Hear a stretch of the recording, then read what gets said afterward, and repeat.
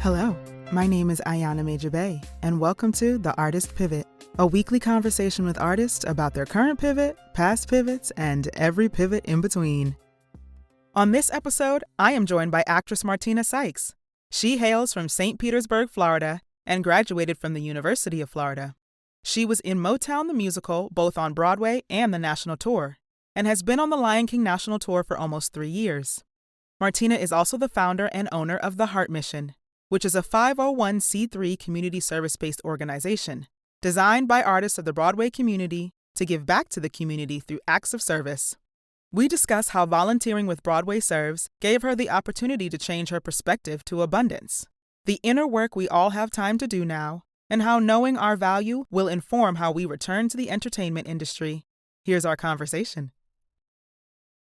Miss Martina. Hey, girl. Hey girl, hey. How you doing? I'm good. How are you? I am doing wonderful. I am on the microphone with you, so I am doing amazing. Back on Yes, the yes. mic with the dynamite. Okay, with the dynamites. Hey, if y'all don't know, well, you probably don't know, Martina and I met, it's 2020, right? 2011? Was it yeah, I think it was 2011 we met. And we did a production of Hairspray together. Yes, in Hudson, Florida. Yes. Yes, yes. And you're in Florida right now, aren't you? Of course. I'm here chilling with the family, quarantining, trying to get away from these crazy people in Florida who don't know how to do that. Well, yep. Yep, we know that. We know that. And you're originally from Florida, right? Yes, I was born actually in Newark, New Jersey, and I moved. Hey, Hey, Brick come City. on, Jersey. I moved to Florida when my dad was called to pastor at a church in St. Petersburg when I was 5. Got it. So Florida by way of Jersey. I'm Yeah. just going to put that out there. I'm a Jersey girl, so. Yes. I love it. I love it. And so what have you been up to in this quarantine? I mean, spending all the time I can with family because, as you know, I haven't been able to do that much. And Mhm. I've been working a lot with my nonprofit Mhm. because my nonprofit is based in Florida, St. Petersburg, Florida. So I've been doing everything I can to make the kind of impact that I want to or that I've wanted to over the years that I haven't been able to um, before life returns back to normal as we know it or whatever that normal looks like. That makes sense. That makes sense. And your nonprofit is called The Heart Mission, correct? Yes. Yes. And so I know you started that a couple years ago, didn't you? Yes, I started it March 2016, March 24th, 2016. Okay. Okay. And so tell me about how that started. So it actually started, I used to, well, still do when I'm on the road, but volunteer with Broadway Serves. And as you know, Broadway Serves is founded by 3 Broadway performers, Dion Figgins, Dana Marie Ingram, and Kimberly Marble. And they are amazing women. And I started volunteering with them while I was in New York. And then I became a liaison on the Motown tour. And the more I did it, the more I was like, wow, I should find a way to give back like this in my own community in St. Pete. Mhm. And I just kind of drafted some ideas down of how I wanted to give back in an organization that I wanted to start and what would my ultimate goal look like. And I ran it by one of my castmates who had a foundation already. And she just kind of helped me tweak some things. And I honestly got to be like 100 with you.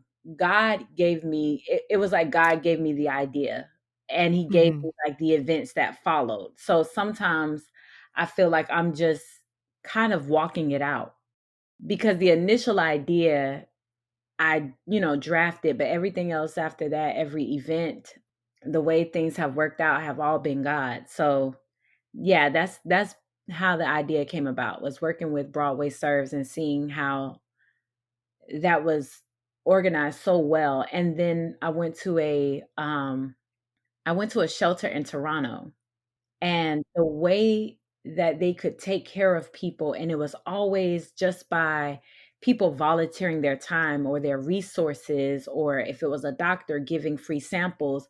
And it just allowed me to see that because we have abundance already in our life, even whether we know it or not, Mhm. that we can actually give people what we have without needing very much assistance. If everybody just kind of pitched in and worked together and gave whatever they had left over, that we would be able to take care of other people in a major way. So that's how that idea came about.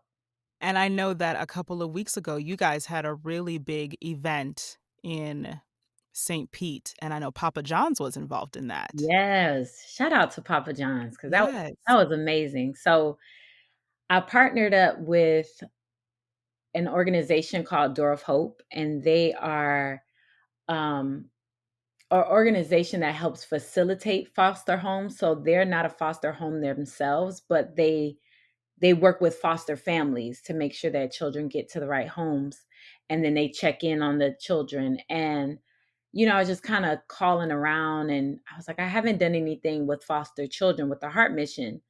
And I called, her name is Jenny Aguirre. I called her and I, asked what was something that they needed.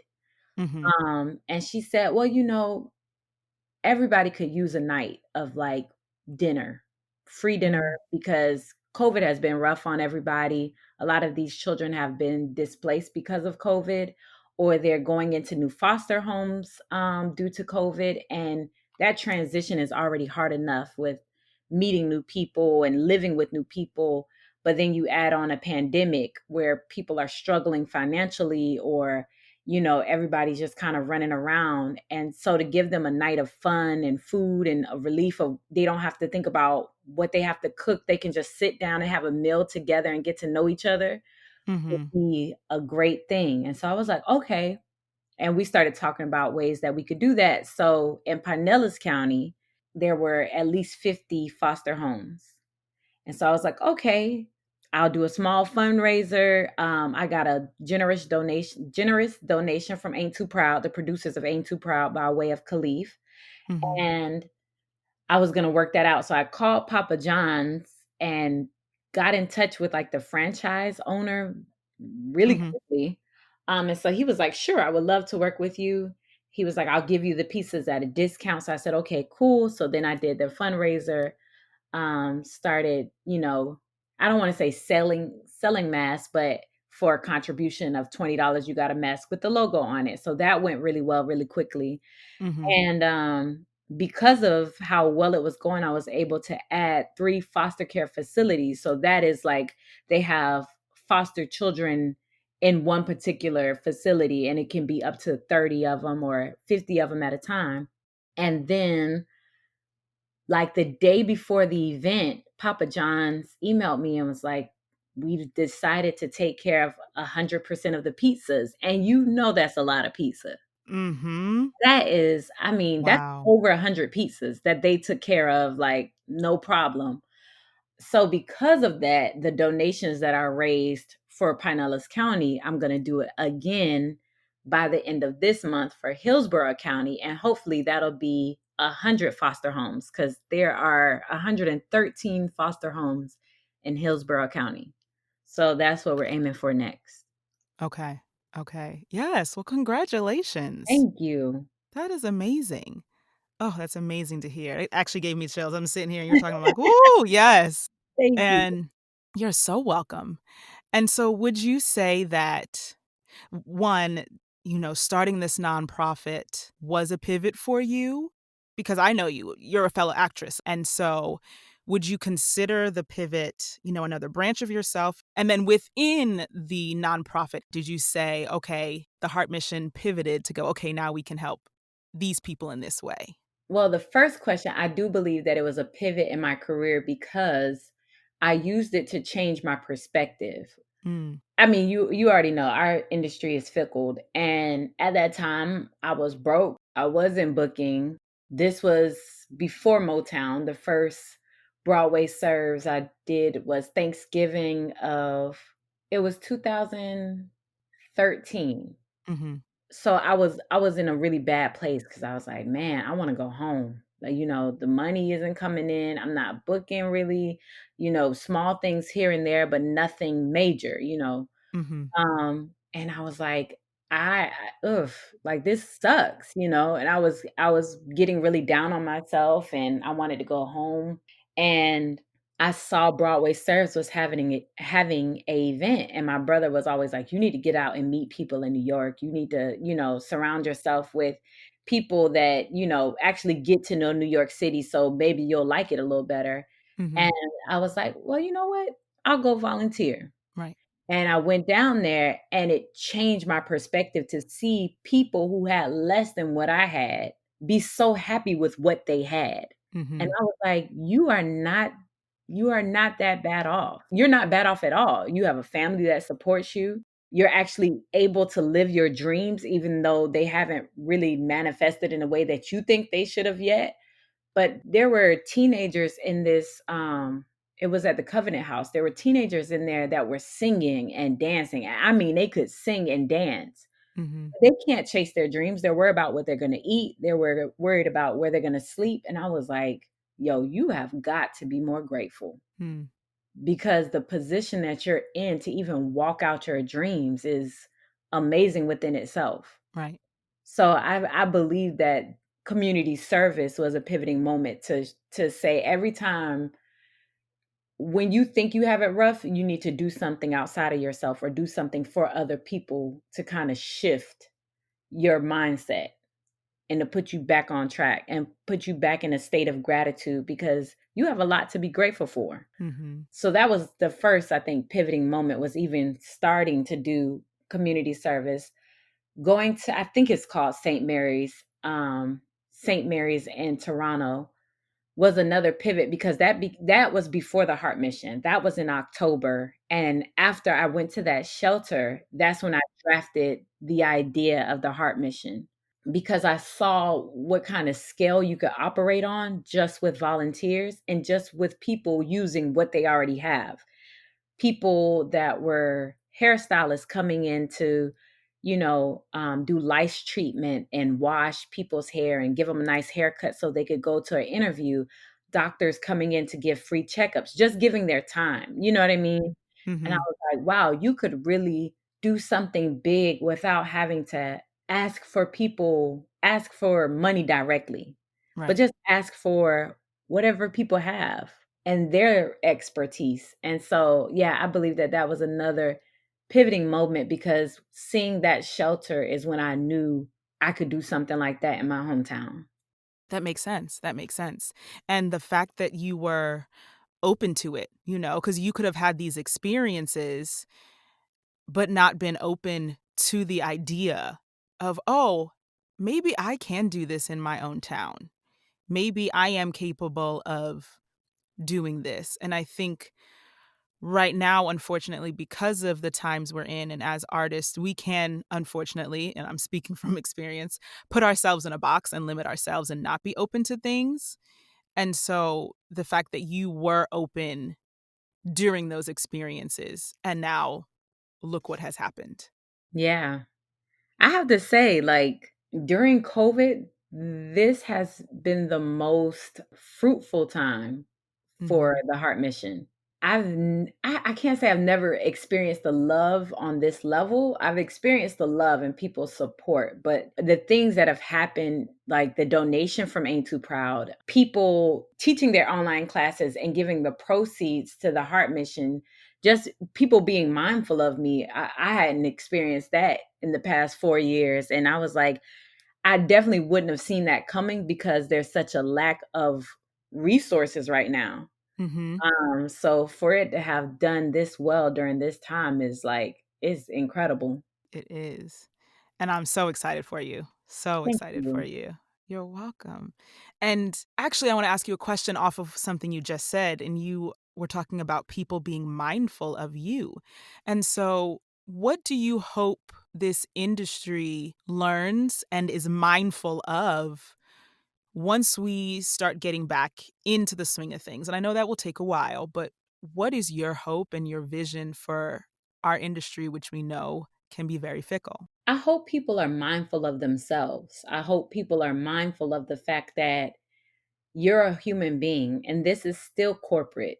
It's what we love to do, but it's a business. And I hope people will take their business serious or learn the side of business that if something like this were to ever happen again, we would be strong enough to demand that our union would be strong enough to help us with healthcare, to have the producers help us with healthcare, or to be paid out longer than the 2 weeks that they gave people, because we work really hard.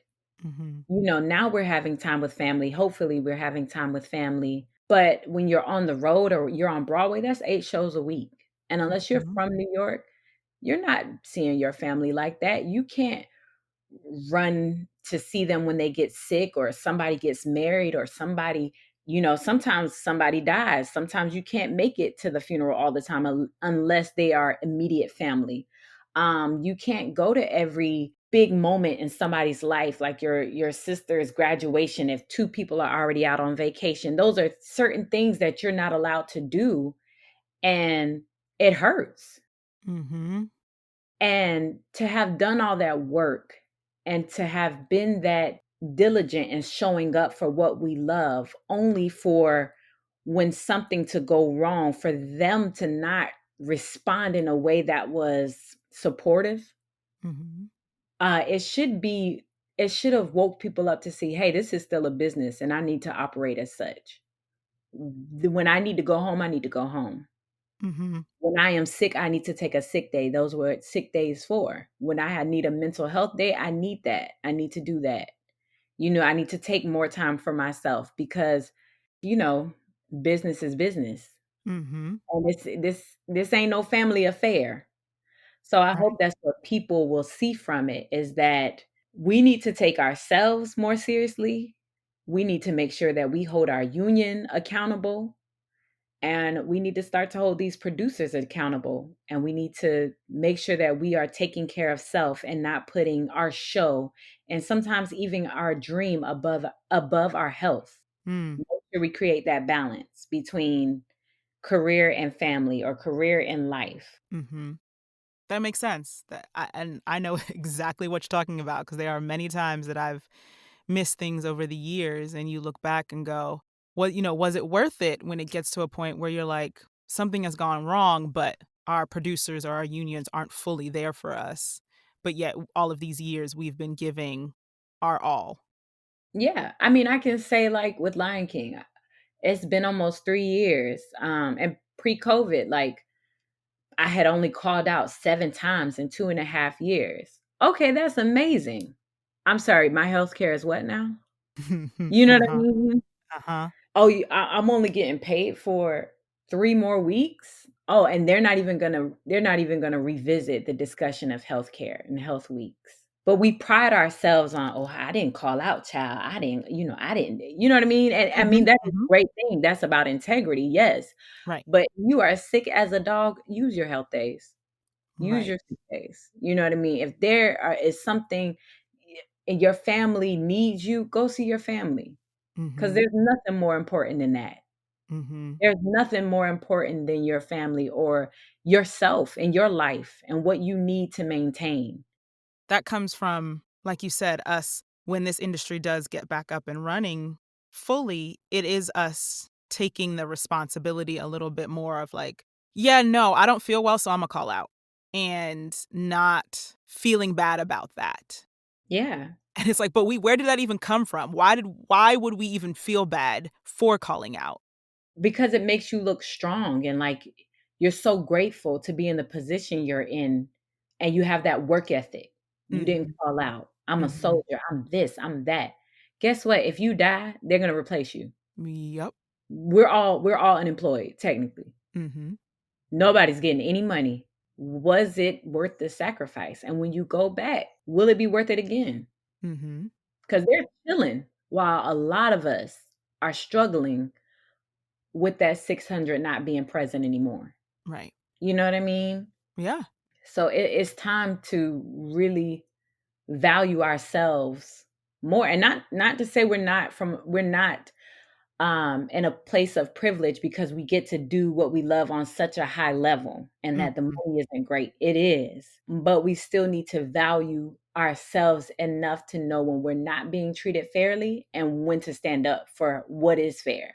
That's true, and I think that, we were talking earlier about 2020, the perspective and how this year has forced us to change our perspectives. Oh, And, now to know, okay, no, I am worth this, and I am capable of this and worth this, and since, put those 2 together, this is what I have to offer, and if you do not want to accept it, then that's fine. yeah. I mean, 2020 is all about the inner work. You have nothing but time to become better spiritually, emotionally, physically, creatively, mentally, everything, you Mhm. know, to learn the things that you weren't able to learn and to learn the things that are going to put you in a position to value yourself at a higher level. You know what I mean? It's just we have the time to really do the work and to come back a lot stronger than we were when we left. And when life returns again and we're able and we get back in that rat race to have a different race this time. Mhm. Press that restart button. Right. And what do you hope the race looks like? Um I hope it looks more like equality. Mm. But I do know that I don't expect it to come from the people that are over us, the producers and management, but that's going to come from us. Yeah. It's going to come from us holding people accountable consistently, constantly. I'm a part of this civil rights organization, and they constantly remind us that the bus boycott was 381 days. Mhm. And that's a long time. You know what I mean? That's a long time to be marching, strategizing, fighting. So when it comes to theater, the work is just beginning. People's eyes being open are just beginning. But what does that look like when things open back up and you really want that job? Hmm. And they return to business as usual or the same exact behavior that was problematic before? Because they will. Let's be honest, they will. Mhm. When this blows over, they're going to think that people want contracts more than they want their dignity. So, what is that going to look like for you? Right. What is that gonna look like? Is that us developing our own work? And not saying that we haven't before. That's not what I'm saying. But is that more of like, you know what, since I know they're gonna do the same thing, let me take this upon myself to create and to write and to do my own thing so that when things do go, that when things do open back up, I can say, thank you, but no thank you. I believe yes and no. I believe that it's on all sides. So, Mhm. it's creating the work, it's finding new investors and people that can be producers that we haven't tapped into before. Mhm. But it's also if you're already working within it to get on the boards that will help to change things, to show up to those equity meetings and start to demand change within equity. You know what I mean? To actually educate yourself on these handbooks and these manuals and link up with a lawyer that can tell you what these contracts mean and what you're actually owed. Mhm. What do those loopholes look like? Actually being able to not just, oh, I'm operating in my art and I'm here and but actually understanding the business side of it because that's what they know. Mhm. That's what they respond to. You can tell them how you feel and that's fine. They're not going to respond to feelings. They respond to facts. Right. So to be able to come at them at I don't want to say come at them because that sounds like it's war and it's not, but to be able to be the change in every aspect of what our industry looks like, Yeah. I think is what's going to be key. And to have the longevity of that same zeal that you have right now that you're out of a job. Mhm. That makes so much sense. The change needs to happen in all areas of the creating, the producing, the unions, everything. Mhm. And so what would you say to artists who, are have just heard what you said? Okay, I hear you, but we're having a hard time right now. Like, let's be very honest, we're having a hard time. What would you say to those who are struggling right now to keep that light? Because artists, we are the light. Art is going to help us get through this time and get beyond this time. But for those who are like, I don't want to create anything, what would you say to those who are really having a hard time right now? I would say grieve. Take your time. You're not going to get time like this to rest again Mhm, mhm. for a long time. So if you don't feel creative, don't try to force yourself to create, but watch something that inspires you. Mm-hmm. Maybe watch something that disturbs you, something that'll provoke some sort of thought. That's going to be the spark of creativity for you. If there's an actress that you like, maybe watch an interview, of that particular actress. Or if there's an actress that you don't like, maybe watch a bootleg performance. Sorry, I shouldn't have said that. No, but everything's on YouTube. I'm just Yeah. don't shoot the messenger. But go on YouTube and look at their performance and figure out what it is that you don't like about it. Mm-hmm. What you can take away from it. Just do small things, read something. I mean, my other outlet is, of course, charity and community service, and find other outlets that you're interested in. Maybe Pinterest is your thing, creating a different board that is Mm-hmm. alternate reality of what you see right now. Right. I always say journaling and stuff, but I mean, even if you write down angry things and go outside and set that paper on fire, do so, Mhm. and then feel your feelings to the fullest extent. Just don't let those feelings last too long, because sometimes we can have a pity party and there's no more cake. The balloons are on the ground. You have to know when that time is up. And when that time is up, start doing things that are going to bring a little bit of light to your life. Like, I buy fresh flowers for myself every week just so it's something to look at in my room, or Mhm. buying sheer curtains, or light colored curtains so the sun can come in and it just makes you feel lighter. Buying a nice smelling candle, whatever your favorite scent is, just little things that will kind of spark that inspiration. And that creativity will come when it comes. Just don't force it. And don't feel like you have to because people are doing creative stuff on Instagram or Facebook, and you see monologues or you see this and you're like, oh, everybody's using this time to become creative or be an entrepreneur. That's not the norm. You know what I Mhm. mean? That is the exception to the rule. That is not the rule. So if you need to rest, rest. If you need to grieve, grieve, and be true to yourself. Be true to those feelings. Right. That was beautifully put. And do you think that that's coming as you were speaking, I thought about, being in New York and auditioning and constantly looking for another job, constantly looking for another gig. I say constantly pivoting. Like we are constantly reevaluating and adapting our situations. Do you think because that's our lifestyle in New York and in, theater and TV and film that's out of New York, when this whole year hit us, that we didn't know what to do because we're not running around. We're not reevaluating and adapting and, turning the corner and seeing what's next. That we kind of were like, wait, what? What happened? What? Wait, no, there's no more theater. There's no more TV and film. There's no more, I can't see my friends. I can't, wait, what's happening? We didn't know how to process that. Yeah. And I think it also has to do with being such social people.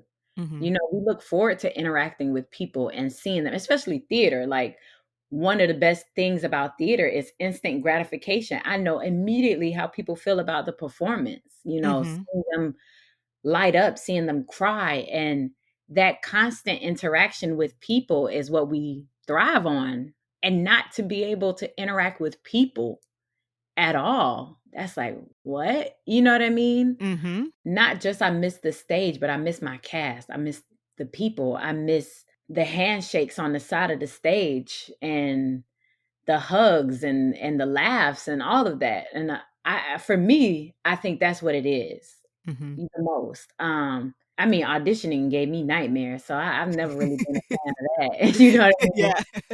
Yeah. I think the stillness, when we're so used to getting up and going and having a schedule or knowing exactly what we're going to do on this time at this day, whether we were in a show or not in a show. If you were not in the show, you had a schedule to your hustle. There's a discipline to that grind. Uh-huh. You needed to wake up, if you needed to go grab your headshots from Walgreens or print something out at Ripley Greer, you knew how all of that went.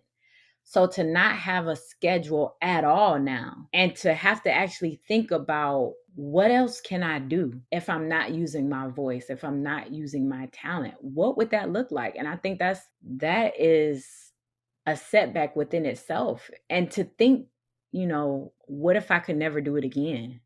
Mm. because there are, what, 7 tours closed since we've been, furloughed, and a couple of Broadway shows, 3 to 4 Broadway shows have closed, Mhm.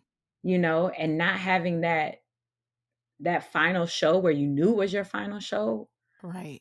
I mean, I think all of those things, the human interaction, the being able to share in the joy and the pain of people, even people you don't even know, Mhm. that schedule, whether it was the grind or whether it was the show, and the harsh reality of, if my industry doesn't come back in the way that I know it to come back, what else will I do?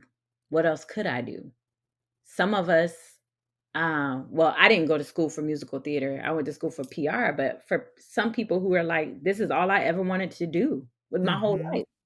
I Mhm. knew I wanted to be a Broadway performer when I was 5, 6. I've trained for this my entire life. Like, what do I do now? Right. You over here preaching to me because I declared when I was 8 years old that I was gonna be on Broadway. And so See, that has been my whole life. Like, through high school, musical theater in college, when I got a master's in acting, like, that has been my life. you better work, masters in acting. Work. Thanks. Little hair flip. You're welcome. Little black girl magic. Okay. Thank you. Um, but yeah, no, that it has been my whole life. And not saying that I don't have other interests. I do. Like, you know me, I like to throw parties. I'm a party planner, like dinner host, like come over for dinner, I'll make you dinner. I love parties. And girl, when you mentioned Pinterest, I was like, yep, that's me too. I like Pinterest. And so I do have other interests, not saying that, but my trajectory my whole life was the theater and Mm, was musical theater. And then I was just starting to branch into TV and film. And uh I've now branched into voiceovers, and luckily my agents are like, well, do you have a home studio? I was like, I can have a home studio.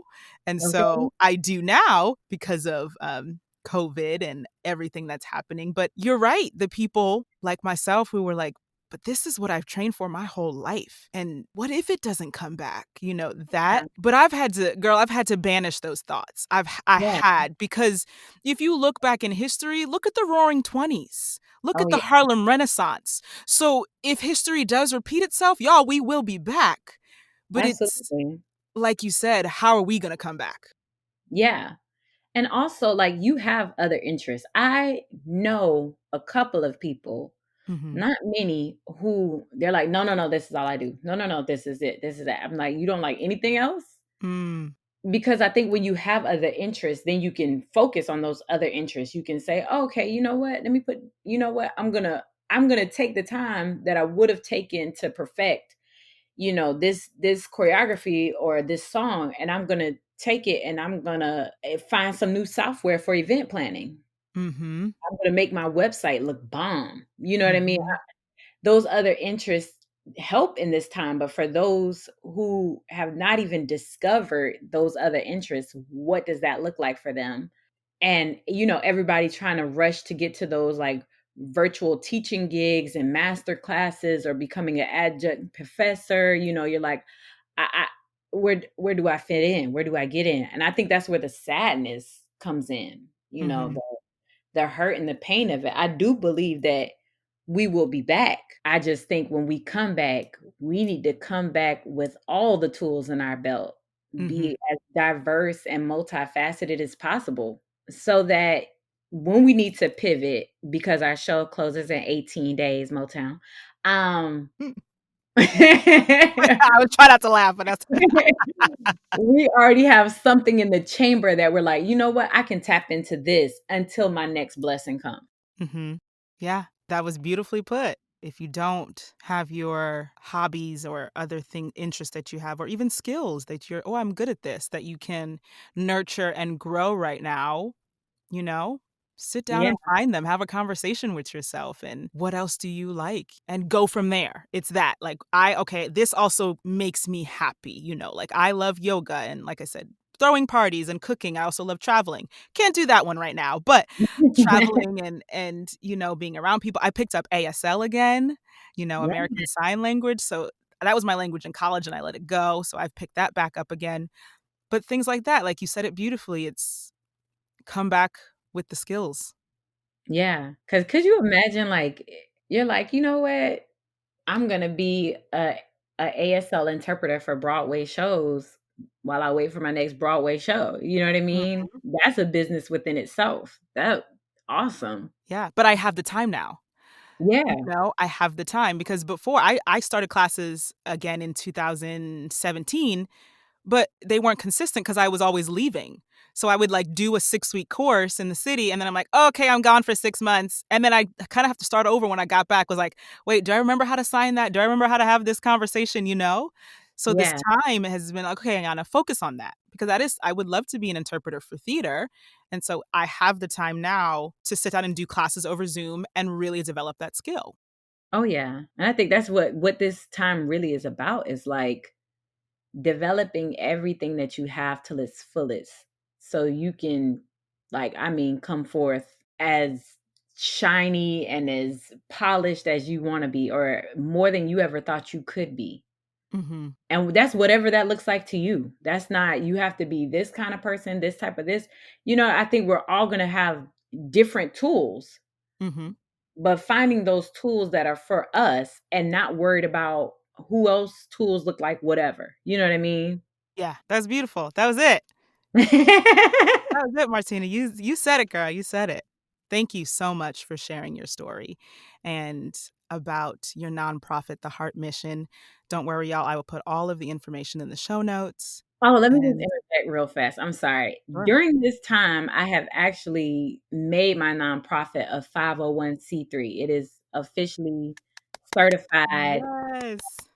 as a 501(c)(3), and that happened the Friday before, Operation Hope, which Mhm. was the event for the foster homes. So yeah, I've used this time to really, like, do the paperwork to become official. So yeah, I just wanted to say that because I'm excited about that. Yeah. Congrats. And you should be excited about that. That is a big deal. Yeah, Congrats, Martina. thank you. Yes, you're welcome. You're welcome. So really now, before I let you go, um, I must say to you that I acknowledge you, I celebrate you, and I uplift you. Thank you. Oh, that kinda choked me up a little bit. But same here, same to you. I acknowledge you. I see you. I see everything that you're doing.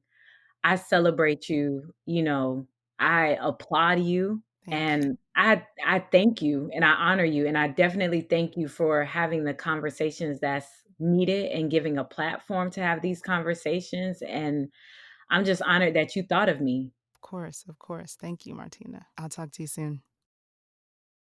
Martina, thank you so much for sharing your story, sis. Having a perspective of abundance and changing your thinking habits will help with the inner work we should all be embarking on. I buy myself flowers weekly too, because they bring me joy. So I say, find something that brings you joy, that will put a smile on your face and abundance in your heart. Martina, thank you again. And thank you for tuning in. I'll speak to you soon.